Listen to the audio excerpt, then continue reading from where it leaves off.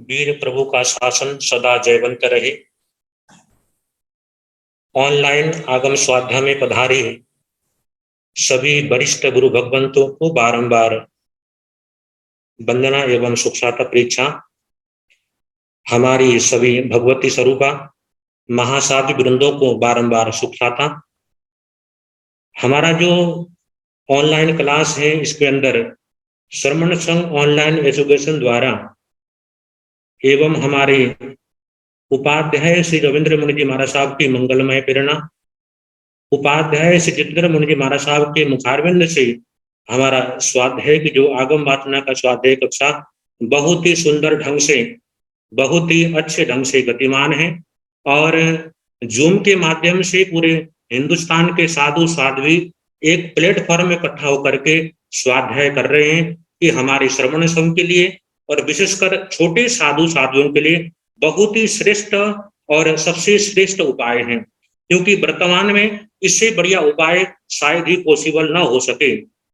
हमारा जो उपाध्याय परवर श्री रविंद्र मुनि जी महाराज साहब और उपाध्याय श्री जितेंद्र मुनि जी महाराज साहब की दोनों गुरु भगवंतों की ओर से जो प्रेरणा से स्वाध्याय क्रम चल रहा है, उसके अंदर नित्य की भांति सर्वप्रथम गुरु वंदना का जो लाभ है, आज की जो गुरु वंदना का लाभ ले रही है शर्मणी गौरव प्रज्ञा ज्योति महासाध्वी डॉक्टर श्री शिवाजी महाराज साहब की गुरु बहन सरल मना सरल आत्मा महासाध्वी श्री मंजुला जी महाराज साहब की शिष्या साध्वी श्री शैली जी महाराज साहब, साध्वी श्री सिमरन जी महाराज साहब, साध्वी श्री शैलजा जी महाराज साहब एवं साध्वी श्री सुचिता जी महाराज साहब थाने 8 की ओर से, जिनका चतुर्मास वर्तमान के अंदर प्रशांत विहार दिल्ली में गतिमान है। मैं अनुरोध करूंगा हमारे सभी 8 साध्वी वृंद हमारे उपाध्याय भगवंतों को वंदना प्रारंभ करें एवं उसके बाद आगे का प्रोग्राम शुभारंभ करें। सर्वप्रथम साध्वी वृंदों के द्वारा आज की गुरु वंदना का लाभ।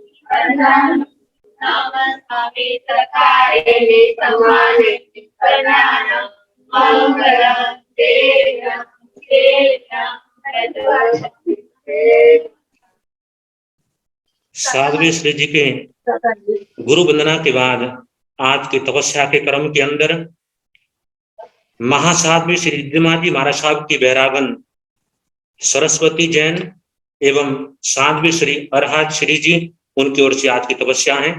साथ के अंदर साध्वी श्री करुणा जी महाराज साहब की, नेपाल शिरोमणि साध्वी श्री संजू जी महाराज साहब की शिष्या साध्वी श्री मुदिता जी महाराज साहब का, उनका भी आज आयमिल है।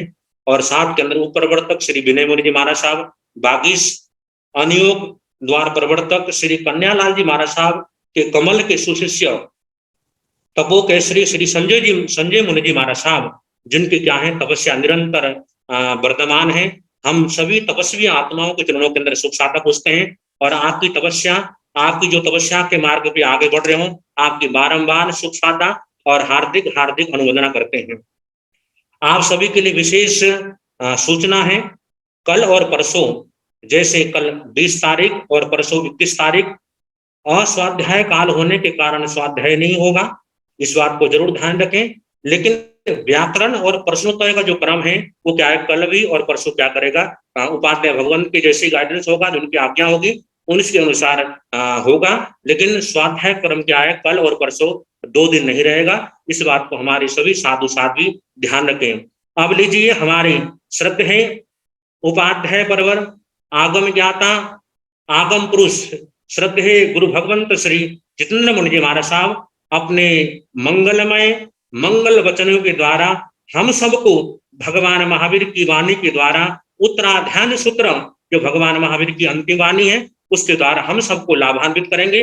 हम प्रार्थना करते हैं कि उपाध्याय श्री जी अपने मुखारविंद से आज की आगम वाचना प्रारंभ करें। हम उपाध्याय श्री जी के चरणों के अंदर बारंबार निवेदन करते हैं। नमो अरिहंताण, नमो सिद्धाण, नमो आयर्याण, नमो ओवध्यायाण, नमो लोये सव साहुण, एसो पंच नमोकारो सव पाव प्रणासण, मंगलानंत संदेशं मंगलम। जिन शासन जिन वाणी सदा जयवंत हो, श्रवण संग सदा अविचल मंगल हो। मुक्ति को प्राप्त श्रमण भगवान महावीर स्वामी, उनकी परम पावन कल्याणी भागवती वाणी वाचक प्रमुख श्री इंद्र भूति गौतम आदि गणधर भगवान युग प्रधानाचार्य परम पूज्य श्री सुधर्मा स्वामी जी महाराज, उनकी परम पावन पाठ परंपरा वर्तमान आचार्य ध्यान योगी परम पूज्य श्री मुनि जी महाराज एवं गुरुजन सबकी पावन चरणों में मेरा अनंत अनंत बार वंदना नमस्कार। आगम परिषद में विराजमान वरिष्ठ मुनिराज, अन्य मुनिवृंद, परम आदरणीय भगवती स्वरूपा महासाधु जी, श्री उत्तराधीन सूत्र की वाचना प्रारंभ है। 18वां अध्ययन चल रहा है। कल 34वीं गाथा तक सुनाया था। 35वीं गाथा सागरो भी सागरंतम भरह वासन नराहिवो ईश्वरीयं केवलं इच्छा दयाए परिनिपुरे। सागरो भी, सागर चक्रवर्ती भी, सागरंतम सागर पर्यंत, क्योंकि भारत क्षेत्र में 6 खंड, बेताड्य पर्वत जिसके मध्य में पूर्व पश्चिम में है, उत्तर की ओर चोल हिमवन, पूर्व पश्चिम दक्षिण में लवण समुद्र है जिससे, तो ऐसे सागर पर्यंत भरह वासम, भरत वर्ष, भारत इस विजय का नाम, क्षेत्र का नाम वर्ष क्षेत्र को कहा जाता है। भारत क्षेत्र सागर पर्यंत भारत क्षेत्र को नराहिवो, नराधिप, नर अधिप, नर मनुष्य, अधिप उनके स्वामी, मतलब के राजा चक्रवर्ती सम्राट, ईश्वरीयं केवलम इच्छा, ईश्वरीयम ऐश्वर्य, केवलम केवल, केवल जहां पर अर्थ जो है पूर्ण अर्थ में आता है, पूर्ण समस्त चक्रवर्ती का जो वैभव है उस सब का इच्छा परित्याग करके, उसको छोड़ करके, दयाए परिनिपुड़े, दया, दया का जहां अर्थ है संयम, दया में तो केवल अहिंसा आएगा शाब्दिक अर्थ, लेकिन जहां पर सारा प्रकार का जो संयम है सारे का सारा ग्रहण करना, संयम की साधना से परिनिपुड़े, परिनिर्वृत्त हुए, निर्वाण को प्राप्त किया, परम समाधि को प्राप्त किया, सभी कर्मों का क्षय किया। मतलब इस प्रकार सगर चक्रवर्ती जी, सगर चक्रवर्ती सम्राट नराही वो नराधिक राजा, सागर पर्यंत भरत क्षेत्र को ईश्वरीय केवलम संपूर्ण ऐश्वर्य को जितना भौतिक वैभव है उस सब का इच्छा परित्याग करके, संस्कृत में हित्वा बनता है, ओ हाक त्यागे धातु आती है, उससे हित्वा हित्वा का प्राकृत रूप इच्छा शब्द बनता है, छोड़ करके। दया संयम से, संयम के द्वारा उन्होंने निर्वाण को प्राप्त किया। सगर चक्रवर्ती जी हमारे 12 चक्रवर्तियों में जिनका दूसरा स्थान है। दूसरे तीर्थंकर भगवान अजित जी और सगर चक्रवर्ती जी दोनों आपस में चचेरे भाई। अयोध्या नगरी इक्ष्वाकु वंश भगवान ऋषभ देव का ही है। जित शत्रु राजा विजया उनकी महारानी है और इनके बेटे हुए भगवान अजित नाथ जी। 14 सपनों का वर्णन आता है सारा, जैसे भगवान महावीर स्वामी जी की जीवन गाथा सुनाते हैं वैसे इनका कहना। उनके छोटे भाई जित शत्रु राजा के, जिनका नाम सुमित्र, जित शत्रु राजा है, सुमित्र जुबराज है। इनकी रानी जशोमती जिनका नाम आया है, उनके बेटे का जन्म हुआ। उन्होंने भी जब बेटा गर्भ में आया था 14 स्वप्न देखे थे और इनके बच्चे का जन्म हुआ तो इन्होंने सगर उसका नाम रखा। वे आगे चल करके जो अजित भगवान अजित नाथ तीर्थंकर भगवान बने, दूसरे तीर्थंकर भगवान, और सगर चक्रवर्ती से दूसरे चक्रवर्ती सम्राट बने। कहा जाता है जित शत्रु राजा और सुमित्र, इन्होंने अजित को राजगद्दी पर बिठाया और सगर को युवराज बनाया और इन्होंने भगवान ऋषभ देव जी के शासन में दीक्षा दी। समय आने पर अजित, जो भगवान अजित नाथ जी गृहस्थ अवस्था में अजित राजा महाराजा सम्राट है, उन्होंने जब देखा मेरा समय आ गया है तो लोकांतिक देवों ने प्रतिबोध दिया, 1 वर्ष तक वर्षी दान दिया और साथ में इनकी दीक्षा हुई। और उसके बाद सगर राजा बने। भाइयों का आपस में प्यार बहुत था, लेकिन अपने भाई के आदेश को मान करके कि आपके भोगावली कर्म है, आपने चक्रवर्ती कृति को भोगना है, आप अभी दीक्षा नहीं ले सकते। उनकी प्रेरणा से घर में रुके हैं। भगवान अजित नाथ जी को केवल ज्ञान हुआ, धर्म तीर्थ की स्थापना की और सगर आने वाले समय में उनके आयुधशाला में चक्र रत्न की उत्पत्ति हुई, चक्र रत्न प्रकट हुआ। आगे चल करके भारत क्षेत्र की विजय यात्रा चली, 6 खंडों के ऊपर हुकूमत चली, विजय किए और सारी चक्रवर्ती जो समृद्धि है भरत चक्रवर्ती के समान कही जाती है। इनका अभिषेक चक्रवर्ती सम्राट का, चक्रवर्ती के भोगों की रिद्धि सब संसार पर है। इनके बेटे 60,000 बेटों का वर्णन आता है, जिनमें जहन्नु कुमार प्रमुख आते हैं।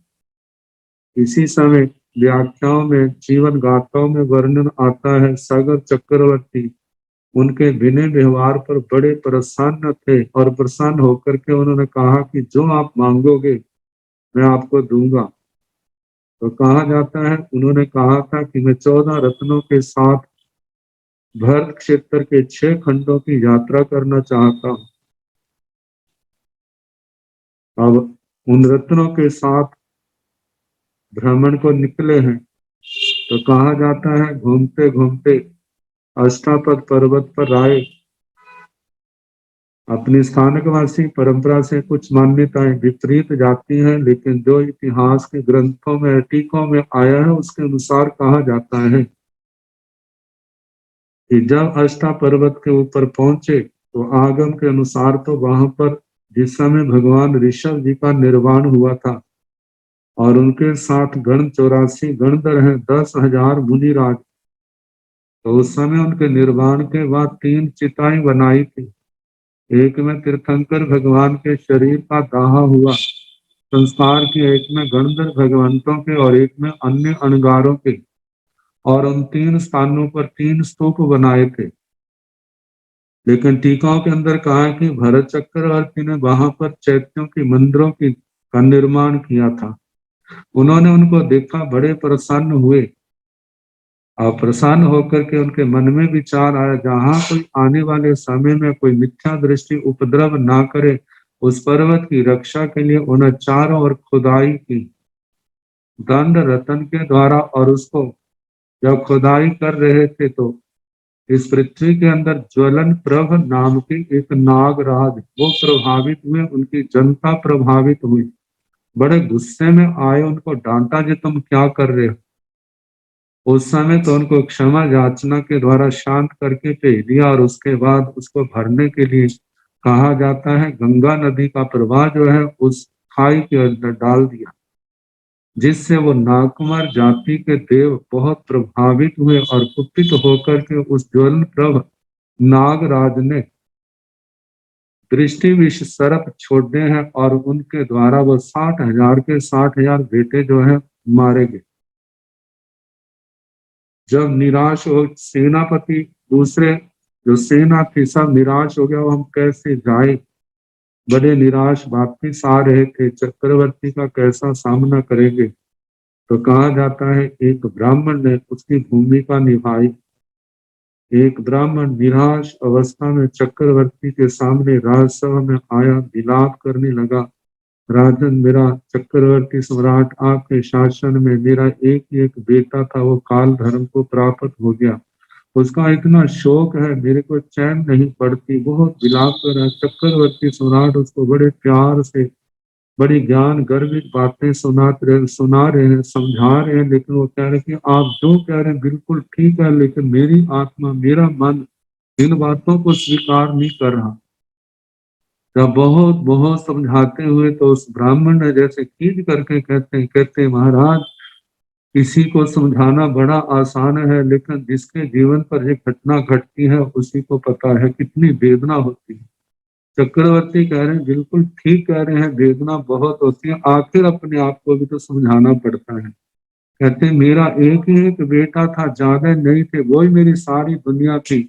यदि आपके साथ 60,000 आपके बेटे हैं और ये घटना सब बेटों के ऊपर घटे तो उस समय आपके ऊपर क्या बीतेगी आप जान सकते हैं। आप जिस समय जे कहा उसी समय सेनापति आदि अपना मुंह लटकाए राजसभा में प्रवेश किया। कहते क्या सचमुच मेरे 60,000 बेटे मारे जा चुके हैं। जब उनको समाचार मिला, विश्वास हो गया मेरे बेटे काल कर गए हैं, तो कथाकारों ने तो बहुत विलाप का वर्णन किया है, उन रत्नों को उपालंब देते हैं। तुम्हारे अंदर इतनी शक्ति थी, एक एक रत्न के 1,000 देवता अधिष्ठायक थे, कहते तुम उसको बचा नहीं सके। बहुत और वो ब्राह्मण जो है चक्रवर्ती सम्राट को समझा रहा है कि महाराज जैसे मैंने अपने मन के ऊपर पत्थर रखा, मैंने अपने आप को समझाने की कोशिश करा, आप भी ऐसे समझाओ।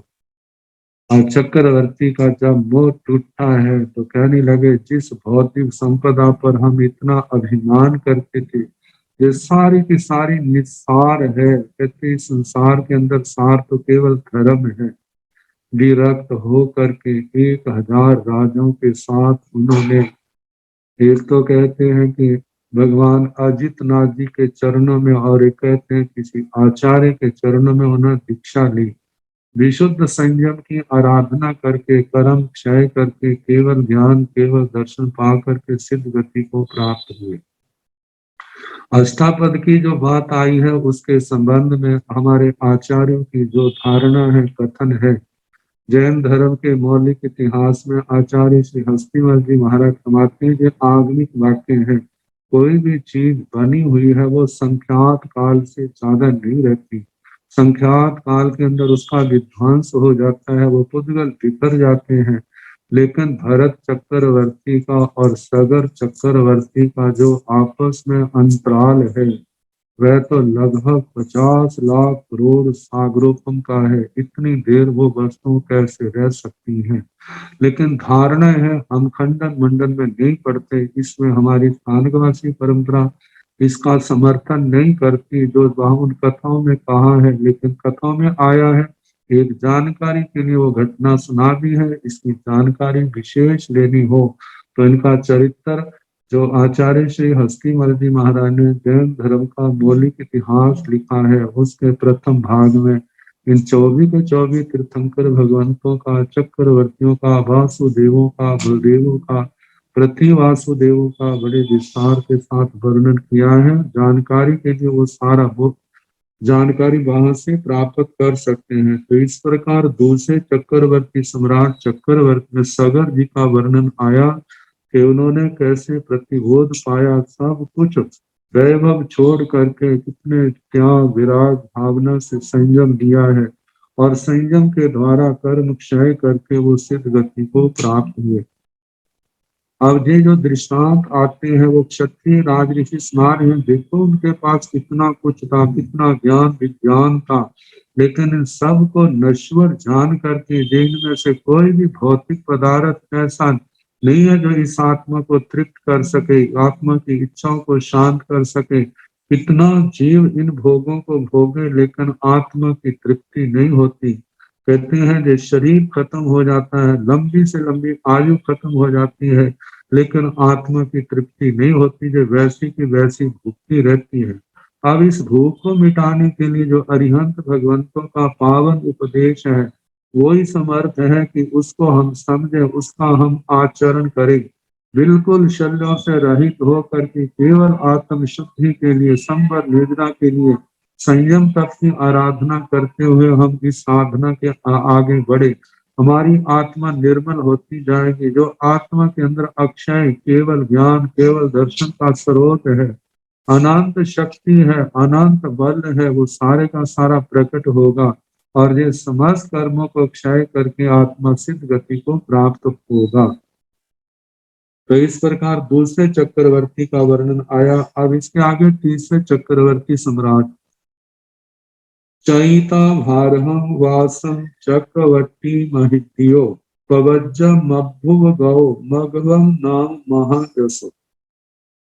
चैता त्यक्त्वा छोड़ करके, भारहं वासम इस भारत वर्ष को, इस भारत क्षेत्र को, चक्रवर्ती महिद्यो महिद्यो महारिद्धि महान रिद्धि के मालिक, 14 रत्नों के स्वामी, इतना चक्रवर्ती का विशाल वैभव है। तो कहा ऐसे महारिद्धिक चक्रवर्ती, चक्रवर्ती 14 रत्नों में चक्र रत्न की प्रधानता है। और कहा जाता है कि एक एक रत्न के 1,000 देवता अधिष्ठायक हैं और 2,000 देवता चक्रवर्ती के दाएं बाएं भुजाओं के पास रहते हैं। ऐसा कहा जाता है। तो कहते हैं 16,000 देवता जिनके आगे दास के सेवक की तरह रहते हैं, ऐसी महान रिद्धि। और 9 निधियों के स्वामी जिनके अधिष्ठायक पल्योपम की आयु की स्थिति के मालिक स्थिति वाले हैं, ऐसे 9 निधियों के मालिक, इतना विशाल 32,000 राजे मुकुटवध जिनके चरणों में खड़े रहते हैं, 64,000 रानियां जो है स्त्री रत्न कहा, इतना कुछ है। इतना भारत के ऊपर अखंड जिनकी हुकूमत है, शासन चलता है। ऐसे महारिद्धिक चक्रवर्ती सम्राट मघव नाम महादसो महादशस्वी मघवा जिनका नाम था। कहते पवज्जम मब्भु गयो, इस भौतिक वैभव की, भौतिक संपदा की निस्सारता को समझते हुए इन्होंने भी सब कुछ छोड़ दिया और संयम पालन के द्वारा, संयम तप की निर्दोष आराधना के द्वारा इनके संबंध में कहा जाता है समाधि पूर्वक जो तीसरे देवलोक में संत कुमार देवलोक में इनका जन्म हुआ। अपने स्थानवासी परंपरा में कितने कितने तो ऐसा कहते हैं कि 10 चक्रवर्ती जो है दीक्षा लेकर के मोक्ष में गए और 2 नरक में गए, लेकिन इतिहास को ग्रंथों को हम देखें तो 8 का तो निर्विवाद आता है कि वो मोक्ष में गए हैं।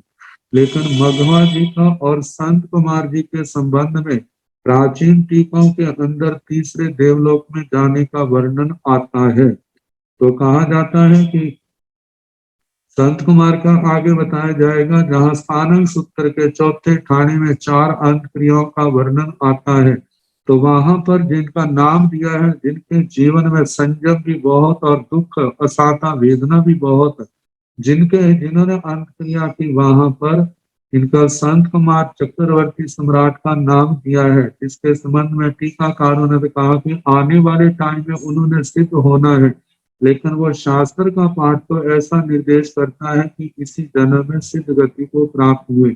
लेकिन मघवा के संबंध में तो ये है कि ये तीसरे देवलोक में ये जो प्राचीन टीकाएं हैं उनके अंदर ऐसा स्पष्ट उल्लेख है। तो कहा जाता है कि अंतिम समय 5 लाख वर्ष की आयु भोग करके अंतिम समय समाधि पूर्वक जो तीसरे देवलोक में इनका जन्म हुआ। सण कुमारो मनु सिंधो चक्रवर्ती महिद्यो उत्तम रज्य ठविताणं सौवीराया तवं चरे। संत कुमार, सनत कुमार कहा जाता है, त को अनुस्वार करके सण, न को न करके सण कुमारो आ जाता है। सनत कुमार जी मनु सिंधो, जो मनुष्यों में इंद्र के रूप है, इंद्र के समान है। चक्रवर्ती महिद्यो, जो चक्रवर्ती सम्राट हैं, महारिद्धि के मालिक हैं। उत्तम राज्य ठविताण, पुत्र को राज्य में स्थापित करके, जे भी सो भी राजा, वह भी राजा, तवम चरे, इन्होंने भी तप का आचरण किया, संयम की आराधना की। इनके संबंध में बहुत प्रसिद्ध है कि इनके रूप की प्रशंसा जो है सो धर्मेंद्र के महाराज, सो धर्मेंद्र महाराज ने अपनी भरी सभा में की थी। प्रसंग ऐसा आया था, दूसरे देवलोक का एक देवता आया था, जिनके संबंध में कहा जाता है कि उन्होंने पूर्व जन्म में आयमिल वर्तमान तप की आराधना की थी, जिसके कारण उनका तेज बहुत था। जब उस सभा में आए तो देवता बड़े हैरान हुए, इतना तेजस्वी रूप है। तो उनके जाने के बाद तो धर्मेंद्र महाराज से कहा कि महाराज ऐसा तेजस्वी रूप और भी किसी का है? तो कहा जाता है कि सो धर्मेंद्र महाराज ने संत कुमार चक्रवर्ती का नाम दिया कि वो ऐसे तेजस्वी है। तो कहा जाता है 2 देवताओं को इस बात के ऊपर विश्वास नहीं आया, जिनके नाम विजय वैजयंत थे। उन्होंने विश्वास नहीं आने के कारण से विवाह से आकर के साक्षात उनको अपनी आंखों से देखना चाहते थे। अवधि ज्ञान से तो वहां से भी देख सकते थे, लेकिन इन आंखों से देखना चाहते थे। तो कहा जाता है उन्होंने ब्राह्मणों का रूप बना करके वहां पर आए हैं, और जिस समय पहरेदारों से पूछा हमने उनके दर्शन करने हैं, तो कहा जाता है उस समय वो तेल मालिश कर रहे थे। तो जिस समय उन देवताओं ने जो ब्राह्मण के रूप में थे देखा, बड़े दंग रह गए, इतना तेजस्वी, इतना सुंदर रूप। कहा जाता है चक्रवर्ती को अभिमान आ गया, कहते अभी तो आपने क्या देखा है? जब मैं अपनी राजसभा के अंदर हूंगा, सभी आभूषणों से विभूषित हूंगा, जैसे मेरी में विशाल चक्रवर्ती की वो 32,000 राजे, 16,000 देवता, इतना परिवार, सेना है, सब कुछ है, उसके अंदर देखना। कहते वो भी हम देखेंगे। इस समय चक्रवर्ती सम्राट की सभा लगी, उन दोनों देवताओं को बुलाया। अब वो तो ब्राह्मण ही समझते थे ये ब्राह्मण है, उन्होंने जाके आके देखा, चक्रवर्ती तो सोचते अब तो जो और हैरान होंगे। लेकिन जब उन देवताओं ने चक्रवर्ती को देखा तो उन्होंने सिर हिला दिया, कहने लगे क्या बात? कहते महाराज जो रूप उस समय देखा था अब नहीं है। कहते क्या हुआ? कहते आपका शरीर 16 महारोगों से क्या हो चुका है? आक्रांत हो चुका है। कहते हैं मैं तो अच्छा भला हूँ, कहते हैं आप थूक करके देखो। उसी समय टूक दानी में थूका है तो कथाकार कहते हैं वहां पर कीड़े कुल बुला रहे थे। और चक्रवर्ती को इलाज में तो कोई कमी नहीं है, रतन उसके ऐसे हैं, किया होगा सब कुछ लेकिन नहीं ठीक हुए। आखिर उन्होंने देखा दुनिया के तो सब कर इलाज उपचार करा चुका हूँ, उससे तो हुआ नहीं, अब धर्म का है। आखिर इन भोगों से विरक्त हो करके उन्होंने संयम धारण कर लिया, संयम लेकर के संयम पालन कर रहे हैं। 14 रत्न है, जितना चक्रवर्ती का वैभव 6 महीने तक कहा जाता है पीछे घूमते रहे, लेकिन उनको बुला के वापिस आ जाओ वापिस आ जाओ। लेकिन चक्रवर्ती सम्राट जो उस राज ऋषि ने आंख उठा करके भी उस वैभव की ओर नहीं देखा, जो आत्मा को संतुष्ट करने में समर्थ नहीं है। जैसे जैसे कहा जाता है जैसे कि गर्म पानी पियो, मतलब कि नमक वाली चीजें खाते रहो तो उससे प्यास बढ़ती है, शांत नहीं होती है। ऐसे इन भोगों का सेवन करने से आत्मा की तृप्ति नहीं, लेकिन ये भोगों की भूख प्यास निरंतर बढ़ती जाती है, आत्मा कर्मों से मलिन होती जाती है, पुण्य दिन प्रतिदिन क्षीण होता जाता है। ये आत्मार्थी जीव को इनसे कोई प्रयोजन नहीं है। तो कहा जाता है कि 700 वर्षों तक चक्रवर्ती जो राज ऋषि है उन्होंने बड़ी समता से उन कष्टों को, रोगों के आक्रमण को सहन किया, उन्होंने कभी उपचार नहीं कराया। और जिस समय कभी बेला है, कभी तेला है, कभी 4 दिन का उपवास, कभी 5 दिन का, कभी 7 दिन का, 15 दिन का, मास कमन का, और पारने में भी रूखा सूखा भोजन लेते हैं। जो निर्दोष मिलता है, कहा जाता है इतनी घोर तपस्या से उनके आमर्ष औषधि आदि विप्रुट औषधि ऐसी अनेक प्रकार की लब्धियां उनके आत्मा में पैदा हो गई हैं उन रोगों को दूर करने की, लेकिन उन्होंने उसका कभी प्रयोग नहीं किया। सोचते हैं कि इनका प्रयोग करूंगा, जो मेरे को निर्जरा के साधन, जो तप है, संयम है, स्वाध्याय है, वो तो है ही, लेकिन ये रोगों को समता से सहन करूंगा तो इससे भी मेरी महान निर्जरा होगी। और वो समता से बड़े धैर्य पूर्वक सहन कर रहे हैं। कवि सो धर्मेंद्र महाराज ने उनके बाहर के रूप की प्रशंसा की थी, आज अब उनकी नजर जब उनके ऊपर पड़ी है तो एकदम रोम रोम प्रसन्नता से, आह्लाद भाव से खिल उठा और उनकी प्रशंसा करने लगे। देखो जो कभी बाहर से सुंदर था, आज उनकी आत्मा कितनी सुंदर है, इतनी लब्धियां पैदा हो गई हैं, अपने रोगों को दूर करने में सक्षम समर्थ हैं, लेकिन फिर भी उनका प्रयोग नहीं कर रहे, बड़े धैर्य पूर्वक उनको शांति से सहन कर रहे हैं। और फिर उन दोनों देवताओं ने उनके धैर्य की परीक्षा करने के लिए 2 हकीमों का, वैद्यों का रूप बनाया है और पास में से आवाज लगा, किसी को कैसी भी तकलीफ क्यों ना हो, हमारे पास ऐसी ऐसी औषधियां हैं, जड़ी बूटियां हैं, उनको लेने की दूर देर है, लेकिन उनके दुख रोग दूर नष्ट होने में देर नहीं लगेगी। अब वो तो सोचते थे जिस सुन करके हमें बुलाएंगे, अपनी बीमारियों के संबंध में बताएंगे और हम उनको दवाई देंगे, ठीक होगा, लेकिन चक्रवर्ती सम्राट उस राज ऋषि ने उनकी ओर आंख उठा के नहीं देखा, अपने धर्म ध्यान में, स्वाध्याय आदि में लगे रहे। तो जब पास में आए और कहने लगे आपको कितनी तकलीफ है, आप क्यों नहीं कर अपना इलाज करते हमारे से, कहने लगे 2 प्रकार के रोग हैं, एक शरीर के रोग हैं, आत्मा के रोग हैं, आप कौन से रोगों का इलाज उपचार करते हो, कहते हम तो शरीर का करते हैं। कहते शरीर के रोगों को दूर करना बड़ी बात नहीं है, बड़ी बात तो कर्मों के रोगों को नष्ट करना है, और कर्मों के रोगों को नष्ट करने का जो सबसे बड़ा साधन है वह तो संयम और तप है। इससे बढ़ करके शरीर के रोगों को क्या दूर करना है, कहते हैं उसी समय उन्होंने अपने अपने मुंह की थोड़े खार को अपनी उंगली के ऊपर लगाया है और वो एकदम सोने की तरह चमकने लग पड़ी, उतना अंश बिल्कुल निरोग हो गया और उसके आगे नहीं समता से सहन करते गए हैं। तो कहा जाता है इस प्रकार आजीवन उन्होंने संयम पालन किया। 3 लाख वर्ष की इनकी आयु आती है, अंतिम समय समेत शिखर पर जा करके इन्होंने अपना संथारा ग्रहण किया है, और जहां पर कथा का प्राचीन कथाओं के अनुसार ये तीसरे देवलोक में भव पूर्ण करके गए। आगे 38वीं गाथा। चैता भारहं वासं चक्रवर्ती महित्यो संति संति करे लोय पत्तो गई मनुत्तरम। इस गाथा में भगवान शांतिनाथ जी का वर्णन किया जा रहा है। चैता भारहं वासं चक्रवर्ती महित्यो, महारिद्धि के मालिक चक्रवर्ती सम्राट। भारहं वासं चैता, इस भरत क्षेत्र का परित्याग करके, इस राजरिद्धि को छोड़ करके, संति संति करे लोय, लोय लोक में संति करे, शांति करने वाले संति भगवान शांतिनाथ जी पत्तो गई मनुत्तरम, अनुत्तर सिद्ध गति को प्राप्त हुए।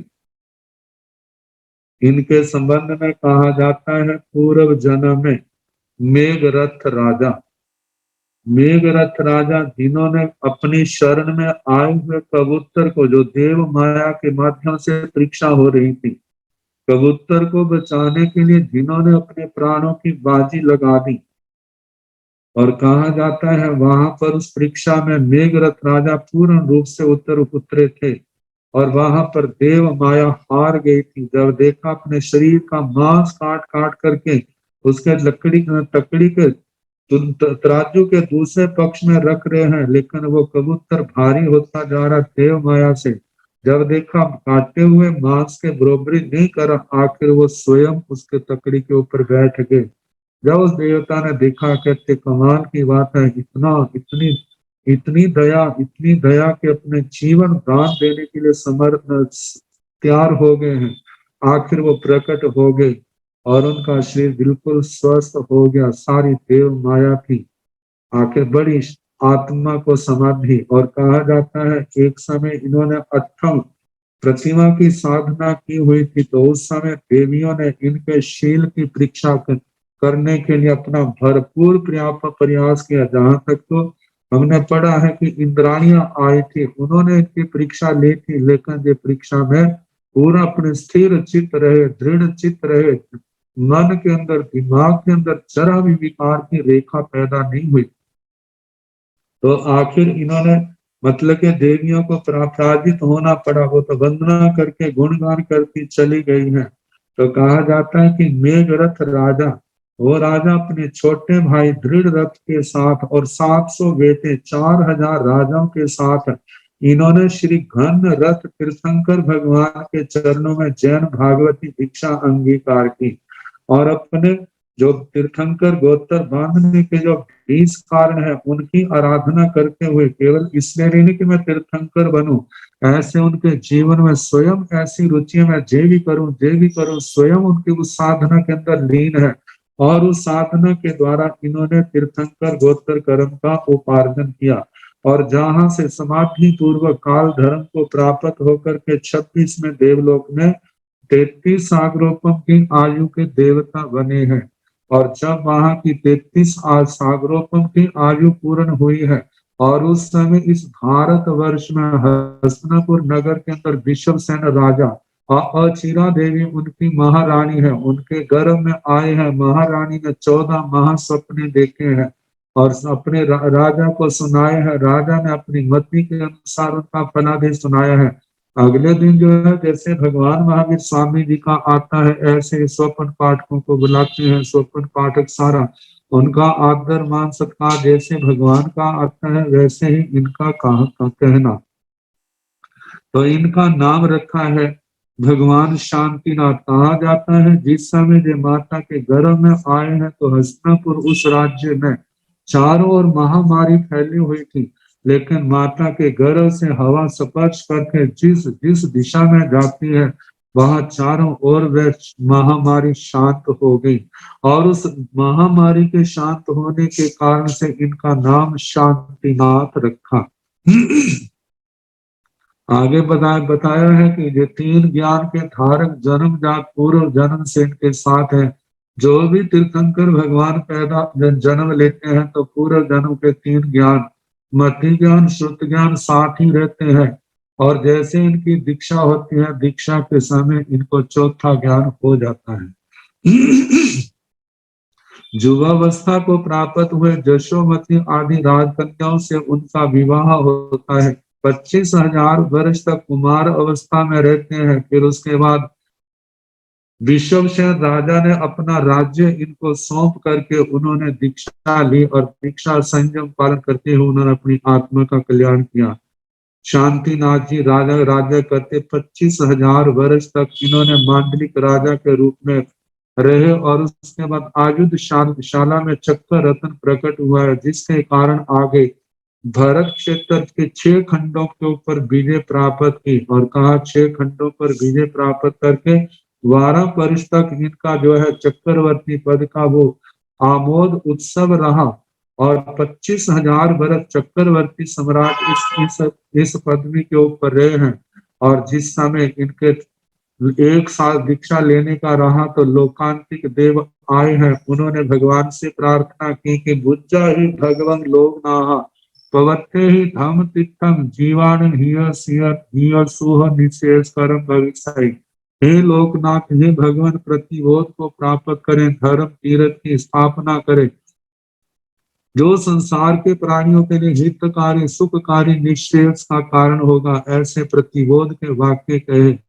तो तीर्थंकर भगवान तो स्वयं जागरूक रहते हैं, लेकिन एक समय के अनुसार वो अपना जीताचार निभाते हैं। 1 साल तक इन्होंने वर्षी दान दिया, और उसके बाद इनकी दीक्षा हुई, और दीक्षा के बाद अपने बेटे को अपना राज्य चक्रायुध बेटा था, प्रमुख बेटा, और उसको राज्य सौंप करके अपने हस्तिनापुर के सहस्त्राम्र वन में 1000 राजाओं के साथ इन्होंने दीक्षा धारण की।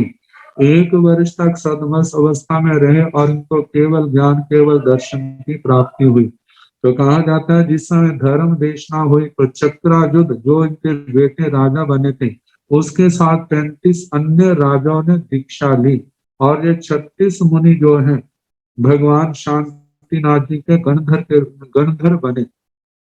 मतलब त्रिपदी सुन करके जो द्वादशांगी वाणी की रचना कर लेते हैं, उनको गणधर की उपाधि आती है, तो ये 36 गणधर बने। कहते ऐसे धर्म तीर्थ की स्थापना के बाद इस भारत क्षेत्र में भगवान विचरे, और अंत में कहते हैं दीक्षा दिवस से 25,000 वर्ष बीतने पर, मतलब 1 साल कम कर दे तो बाकी जो है 24,999 वर्ष जो है केवल ज्ञान अवस्था के। तो आखिर समय जो है समेर शिखर पर्वत पर आकर के 900 साधुओं के साथ इन्होंने अनशन धारण किया। 1 महीने का संथारा आया, और अंतिम समय समस्त कर्म क्षय, अघाती कर्मों के क्षय होने पर ये सिद्ध गति को प्राप्त हुए। आगे 39वीं गाथा। इखाग राय बस हो कुंथो नाम नराही हो, भिखाय भिखाय कितनी भीम पत्तो गई मनुत्तरम। कहते हैं इक्ष्वाकु राज वृषभ, इक्ष्वाकु राजाओं में सर्वश्रेष्ठ मतलब प्रमुख श्रेष्ठ नरेश्वर कुंतो नाम नराही हो, कुंतो नाम के नराधिक भगवान कुंतो नादी, और इनका जन्म जो है कुंतो के रूप में रखा है। नराधिक और नराधिक, विख्याय कितनी विख्यात कीर्ति है, जिनके चारों ओर जश है, जिनका धीम जो धृतिमान है, अनंत धैर्य के मालिक है। देवी पत्तो गई मनुत्तरम, समस्त कर्मों को क्षय करके देवी सिद्ध गति को अनुत्तर गति को प्राप्त हुए। इनके संबंध में कहा जाता है इन्होंने पूर्व महाविद्य क्षेत्र में आवर्त विजय में खड़गी नाम की नगरी थी, वहां पर सिंगा वह नाम के राजा थे। एक बार उसने संसार से विरक्त होकर के श्री शंकराचार्य से दीक्षा ग्रहण की, और वहां पर 20 स्थानकों के सेवन से इन्होंने तीर्थंकर नाम गोत्र कर्म का उपार्जन किया। मतलब के सिंगा वह राजा ने चिरकाल तक चरित्र पालन करके अंत में अनशन ग्रहण करके आयुष्य का अंत होने पर ये सर्वासित महाविमान में 26वें देवलोक में वहां पर जन्मे। वहां का जब 33 सागरोपण का भाव पूर्ण हुआ तो इस हस्तिनापुर भारत क्षेत्र में हस्तिनापुर नगर के राजा थे सूर जिनका नाम है, और उनकी रानी है श्री देवी। उनके गर्भ में अवतरित हुए। जब भगवान गर्भ में आए थे तो कहा जाता है जितने शत्रु राजा थे वो ऐसे हो गए जैसे कुंथों के जीव छोटे छोटे, और सारे उनके चरणों में नम गए, झुक गए।